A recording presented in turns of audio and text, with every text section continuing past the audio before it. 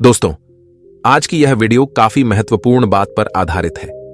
एक ऐसी बात जो लगभग हर इंसान अपने जीवन में महसूस करता ही है, और वह है मजबूरियां। आज के इस वीडियो में हम जानेंगे मजबूरियों को देखने का सही तरीका क्या है। मजबूरियां जीवन का एक महत्वपूर्ण हिस्सा है और हमारे जीवन में अक्सर आती है मजबूरी। एक व्यक्ति के जीवन में ऐसी स्थिति को दर्शाती है जहां व्यक्ति कुछ करने में सीमित रह जाता है, अक्सर बिना अपनी इच्छा के, क्योंकि उनके पास कोई दूसरा विकल्प नहीं होता। ऐसी स्थिति में हम जो करना चाहते हैं, हम वह चाहकर भी नहीं कर पाते। यह एक ऐसी परिस्थिति होती है जहां पर व्यक्ति अपने मन के अनुसार चुनाव नहीं कर सकते और अपने हथियार डाल देते हैं। मजबूरी में हमें अक्सर वही करना पड़ता है जो हमारे सामने रखा गया हो, ना कि वह जो हम करना चाहते हैं। ये मजबूरियां हमारी आर्थिक, सामाजिक, पारिवारिक और व्यक्तिगत स्थितियों से जुड़ी होती हैं। कुछ लोग मजबूरियों से कोसों दूर भागते हैं और कुछ लोग उनका डटकर सामना करते हैं। मजबूरियों से निपटने के लिए नए तरीके ढूंढते हैं। तो आइए इस कहानी के माध्यम से जानते हैं कि कैसे हम अपने जीवन की एक मजबूरी को एक अवसर में बदल सकते हैं। ये कहानी एक व्यक्ति के बारे में है जो बहुत दुखी था। एक समय की बात है, एक छोटे से गांव में एक आदमी रहता था। वह गरीब था और उसके पास केवल एक छोटा सा घर और छोटी सी जमीन थी। उसका जीवन कठिनाइयों से भरा रहता था और उसकी मजबूरी उसे रात दिन परेशान किया करती थी। अपनी पत्नी और एक बेटा होने के बावजूद वह आदमी बेहद अकेला महसूस करता। वह मन ही मन सोचता रहता कि मेरे जीवन में कितनी मजबूरियां हैं। मुझे अपने घर का खर्च चलाने के लिए रोज काम पर जाना पड़ता है। अगर मैं काम नहीं करूंगा तो मेरा परिवार क्या खाएगा, मेरा घर कैसे चलेगा। मेरे बेटे के जीवन में अच्छा भविष्य लाने के लिए मुझे मजबूरन काम करना पड़ता है। उसे अपना काम एक बोझ लग रहा था और यह सोचकर वह बहुत दुखी था। एक तरफ जहां लोग उसे गांव के तालाब पर मस्ती करने आते और अपने दोस्तों के साथ सुकून भरा वक्त गुजारने आते, वहीं इस आदमी को वहां मजबूरन मछलियां पकड़नी पड़ती ताकि उसके घर के खर्चों में खाने पर होने वाला खर्च कम हो सके और उसका परिवार यह तालाब से पकड़ी हुई मछलियां खा सके। वह आदमी मजबूर था और वह अपने परिवार को खुश देखना चाहता था, पर उसकी मजबूरियों ने उसके घर से सुख और शांति को खत्म ही कर दिया था। उसे ऐसा लग रहा था कि अपने जीवन में इतने सारे कमियों के कारण वह कभी खुश नहीं रह पाएगा। एक दिन इसी बात से परेशान होकर वह एक पेड़ के नीचे बैठकर रो रहा था। तभी एक साधु उसकी ओर आ रहा था। साधु ने देखा कि उसके चेहरे पर बहुत सारे गम थे। उस साधु ने देखा कि वह व्यक्ति दुखी होकर फूट फूट कर रो रहा था। साधु ने उस व्यक्ति के पास जाकर पूछा, क्या हुआ बेटा, तुम इतने क्यों परेशान हो? उस आदमी ने साधु की ओर देखा। वह साधु साधारण कपड़ों में था और उसको देखकर व्यक्ति सोचने लगा, भला यह साधु क्या मदद कर पाएगा मेरी। व्यक्ति ने उससे कहा, तुम तो एक साधु हो, भला तुम क्या मदद करोगे मेरी। मैं पहले से ही अपनी मजबूरियों के कारण काफी परेशान हूं, तो मुझे अकेला छोड़ दो। साधु उस व्यक्ति से कहते हैं, बेटा इतना दुख तुम अकेले क्यों सहन कर रहे हो, मुझे बताओ क्या हुआ, शायद मैं तुम्हारा दुख दूर कर सकूं। वह व्यक्ति उस साधु से कहता है, तुम मेरा दुख दूर करोगे, तुम मेरी मजबूरियों से मुझे मुक्त कैसे कर सकते हो। तुम्हें तो खुद नहीं पता मजबूरियां क्या होती हैं। तुम्हें कौन सी मजबूरी का सामना करना पड़ा अपने जीवन में, तुम क्या जानो मजबूरी। तुम्हें किस बात की चिंता, तुम तो काम भी नहीं करते, तुम्हें किसी परिवार का ध्यान भी नहीं रखना। मुझे तो दिन रात काम करके अपने परिवार की जिम्मेदारी उठानी पड़ती है। साधु उस आदमी के कड़वे शब्द सुनकर भी शांत रहे। वह समझ गए कि यह आदमी अपने जीवन में अपने कामों और मजबूरियों को बुरा समझता है और इसी कारण यह काम को बोझ समझकर मन से किसी भी काम को नहीं कर पा रहा है। साधु हंसकर कहते हैं, बस इतनी सी बात, मैं तुम्हारी मजबूरियों को एक ताकत बना सकता हूं। तुम्हें कभी भी काम करने में बोझ महसूस नहीं होगा। तुम्हें अपने परिवार के लिए काम करना कभी बोझ नहीं मानोगे। मैं तुम्हें एक ऐसा रास्ता बताऊंगा जिससे तुम हर काम खुशी खुशी करोगे, लेकिन तुम्हें पहले मेरा काम करना होगा। क्या तुम तैयार हो? वह आदमी साधु की बातों को लेकर सोच में डूब गया। साधु ने कहा कि एक ऐसा रास्ता है जिससे वह हर काम खुशी खुशी कर सकता है और उसके बदले में केवल एक काम करना होगा। पर क्या यह सच है? ऐसा कुछ इस साधु को पता भी होगा या यह साधु बस मुझे पागल बना रहा है? आदमी ने कुछ देर सोचकर उस साधु को मना किया, ये कहते हुए कि मुझे नहीं लगता कि तुम ऐसा कुछ बता सकते हो। आदमी मना करके वापस घर लौट आया। कुछ दिनों तक तो उसके दिमाग में वह साधु की बातें घूमती रही, लेकिन धीरे धीरे वह उस साधु और उसकी बातों को भूलता गया। उसके दिमाग से साधु भी धीरे धीरे निकलता गया। वह फिर से अपने रोज के दिनचर्या में वापस चला गया। फिर कुछ महीनों बाद उसे एक दिन अपना मित्र मिला। वह मित्र से कहता है, हमारे गांव में एक बड़े ज्ञानी साधु प्रवचन देने आ रहे हैं। वह जो भी कहते हैं वह करके दिखाते हैं। वह बहुत बुद्धिमान है। उसका मित्र उस आदमी से कहता है, तुम भी चलो मेरे साथ, तुम्हें वहां आनंद आएगा। कभी तो अपने लिए कुछ समय निकाल लिया करो, तुम कितनी मेहनत करते हो। वह आदमी सोचता है, मैं तो वैसे ही अपने रोज के काम में मग्न रहता हूं। मेरा मित्र सही तो कह रहा है, कभी अपने लिए भी समय निकालना चाहिए। वह अपने मित्र के साथ उस साधु के उपदेश को सुनने और वहां जाने के लिए राजी हो जाता है। अगले दिन यह व्यक्ति अपने मित्र के साथ उस आश्रम में जाता है। वहां उसे वही साधु दिखता है जो उसे उस दिन काम को खुशी खुशी करने का मार्ग बताने का वादा कर रहा था।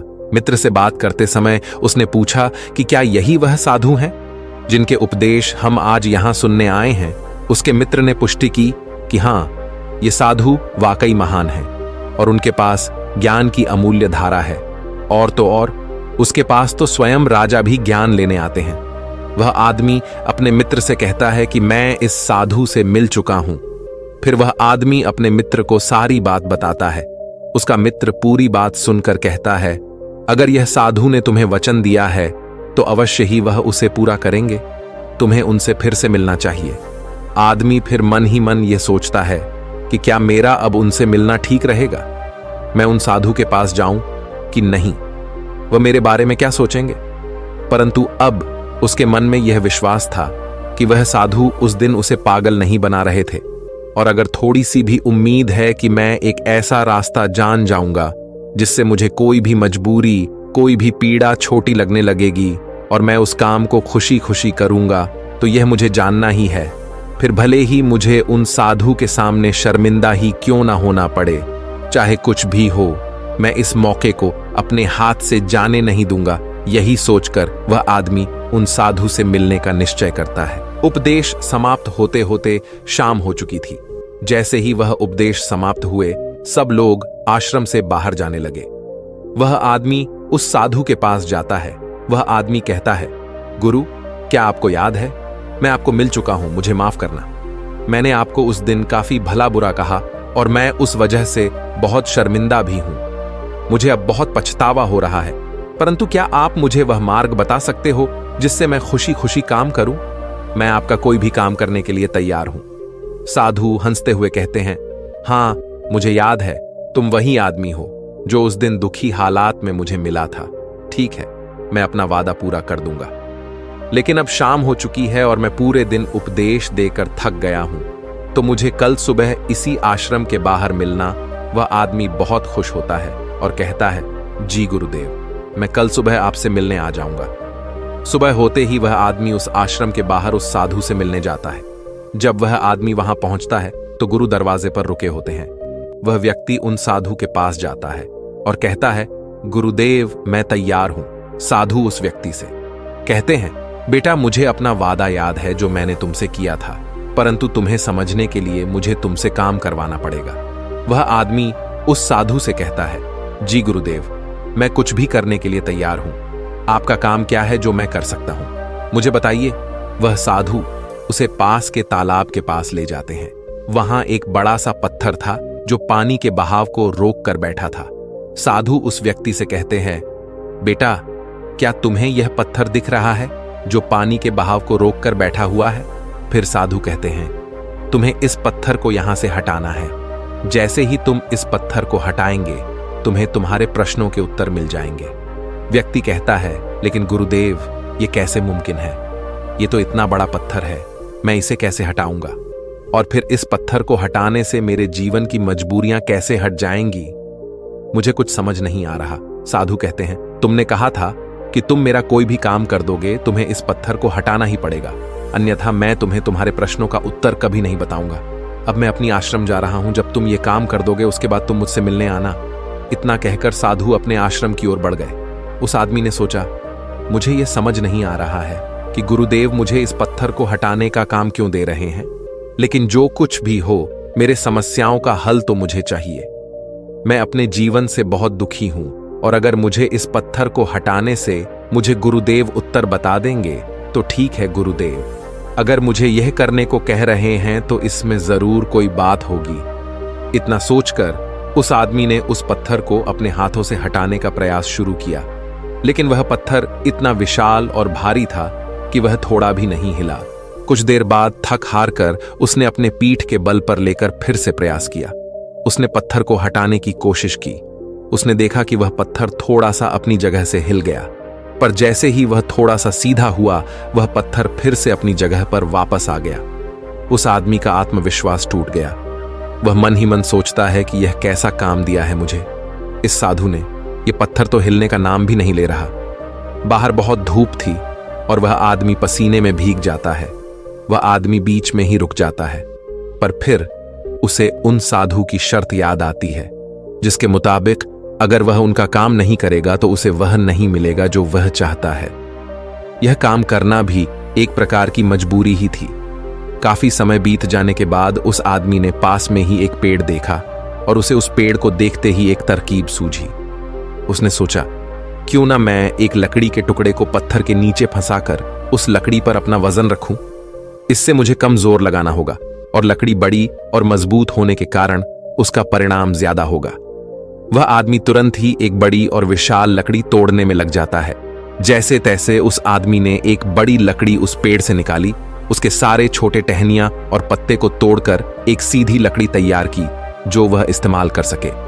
फिर उसने उस पत्थर के अगल बगल एक खड्डा खोदा जहां वह उस लकड़ी को डाल सके।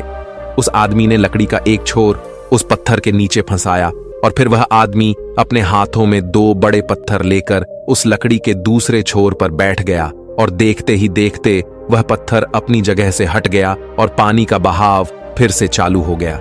वह आदमी बहुत खुश हुआ, उसे आत्मविश्वास महसूस हुआ। वह दौड़ता हुआ उन साधु के पास गया और कहा, गुरुदेव, मैंने कर दिखाया। मैंने उस पत्थर को हटा दिया और मैंने अपना वचन भी पूरा कर दिया। साधु पूरी बात उस आदमी से सुनने के बाद कहते हैं, तुमने अच्छा काम किया, मेहनत की, तुमने तरकीब भी निकाली और तुमने अपने दिमाग का भी इस्तेमाल किया। लेकिन मुझे एक बात बताओ, क्या तुम्हें लगा था कि तुम यह काम कर पाओगे? आदमी कहता है, नहीं गुरुदेव, मुझे नहीं लगा था कि मैं इतना बड़ा पत्थर हटा पाऊंगा। साधु पूछते हैं, क्या लगता है तुम्हें, तुम ये सब क्यों कर पाए? आदमी जवाब देता है, क्योंकि यही आपकी शर्त थी। अगर मैं नहीं करता तो मुझे अपना जवाब कभी नहीं मिलता। साधु कहते हैं, तो तुम ये कह रहे हो कि यह काम करना तुम्हारी एक मजबूरी थी?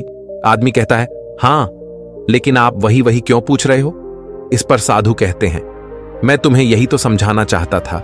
जिस तरह आज तुम्हारे सामने वो पत्थर हटाने की मजबूरी थी, इसी तरह तुम्हारे जीवन में भी तुम्हारे सामने कई मजबूरियां आएंगी। साधु आगे कहते हैं, मजबूरियां ही तुम्हें वह काम करवाती है जो तुम्हें नहीं लगता कि तुम वह कर सकते हो। तुम्हारी मजबूरियां तुम पर बोझ नहीं है, बल्कि मजबूरियों के कारण तुम जिंदा भी हो। तुम खुद सोचो, अगर तुम्हारे ऊपर मजबूरियां ना होती और काम करके अपने परिवार के लिए कमाई करने की कोई पाबंदी ना होती, तो क्या तुम अपने घर से बाहर भी निकलते? नहीं ना। तुम एक ही जगह है, बस आराम से बैठे रहते। लेकिन क्या ऐसा आराम करना ठीक है? क्या तुम्हारे शरीर में बीमारियां नहीं आ जाती? तुम अपनी मजबूरियों के कारण काम करते हो, जिससे तुम स्वस्थ और तंदुरुस्त रहते हो। जहां तुम पहुंचना चाहते हो, यह मजबूरियां ही तुम्हें वहां का रास्ता दिखा सकती हैं। वह हमें बताती है कि हमें क्या करना चाहिए। उस लक्ष्य तक पहुंचने के लिए तुम्हारी समस्या यह नहीं है कि तुम्हारे ऊपर मजबूरियां हैं, बल्कि तुम्हारी समस्या यह है कि तुम उन मजबूरियों को एक बोझ समझ रहे हो।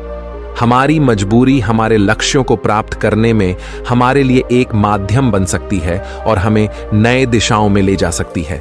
जैसे कि तुमने लकड़ी का उपयोग किया ताकि उस पत्थर को हटा सको, ऐसा ही कुछ हमारे साथ जीवन में भी होता है। जब हमसे ऊंचे स्तर के लोग, जैसे कि हमारे बॉस या फिर माता पिता या फिर कोई गुरु, हमें कोई कठिन काम देते हैं, तो हमें लगता है कि यह काम हमारे लिए बहुत मुश्किल है।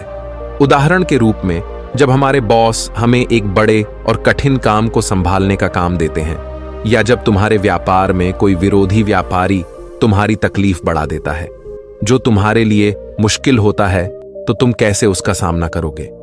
अक्सर हम नहीं चाहते कि ऐसी समस्याएं हमारे सामने आए, लेकिन सच्चाई तो यह है कि वह हमारे सामने है और हमें हमारे लक्ष्यों को प्राप्त करने से रोक रही है। क्या लगता है आपको ज्यादातर लोग इस स्थिति में क्या करते होंगे? बेशक कोई नहीं चाहता कि वह संकट में आए, लेकिन जब एक विशाल समस्या उनके सामने खड़ी होती है, ऐसी कठिन समस्याएं जो उन्हें परेशान करती हैं, तब क्या करते होंगे लोग? जब भी हमारे जीवन में विशाल और भयानक समस्याएं आती है, तो हकीकत में वह हमसे सवाल पूछती है, क्या तुम इस लक्ष्य के काबिल हो? क्या तुम इस परीक्षा का सामना कर सकते हो? आप क्या करोगे? क्या होगा आपका उत्तर इस प्रश्न पर क्या होता है जब आपके सामने एक समस्या खड़ी हो जाती है जिसका समाधान आपके लिए मुश्किल होता है? क्या आप भाग जाएंगे? क्या आप अपने लक्ष्य को किस्मत के हाथों छोड़ देंगे? अगर हम इतिहास की ओर देखें तो हजारों लोगों ने इन सारे प्रश्नों का उत्तर ना में दिया। उन्होंने अपने हथियार डाल दिए, अपने लक्ष्य को छोड़ दिया, सिर्फ इसलिए क्योंकि उनके सामने एक बड़ी समस्या आ गई थी। ऐसा हम आज के युग में भी करते हैं। हम हार मान लेते हैं। हम अपने उच्च स्तर के लोगों को पागल तक कह देते हैं कि क्या सोचकर मुझे यह काम सौंपा गया, यह काम तो किसी से भी नहीं होने वाला, या फिर हम अपने लक्ष्य को त्याग देते हैं यह कहकर कि शायद यह लक्ष्य मेरे भाग्य में ही नहीं है। लेकिन इतिहास के कुछ लोगों ने इस प्रश्न का उत्तर हमें दिया। वे डटकर खड़े हुए और समस्या के आंखों में देखकर उसका समाधान निकाला। वह कुछ बढ़ाकर पाए उसी समस्या के कारण, और सच कहूं तो वह महान व्यक्ति आज उस मुकाम पर कभी नहीं पहुंच पाते। अगर उनके सामने समस्या नहीं आई होती तो उनकी समस्याओं ने उन्हें बड़ा बनाया, उन्हें मजबूर किया नए रास्ते ढूंढने में, कोई ऐसा रास्ता जो आज तक किसी ने नहीं सोचा था।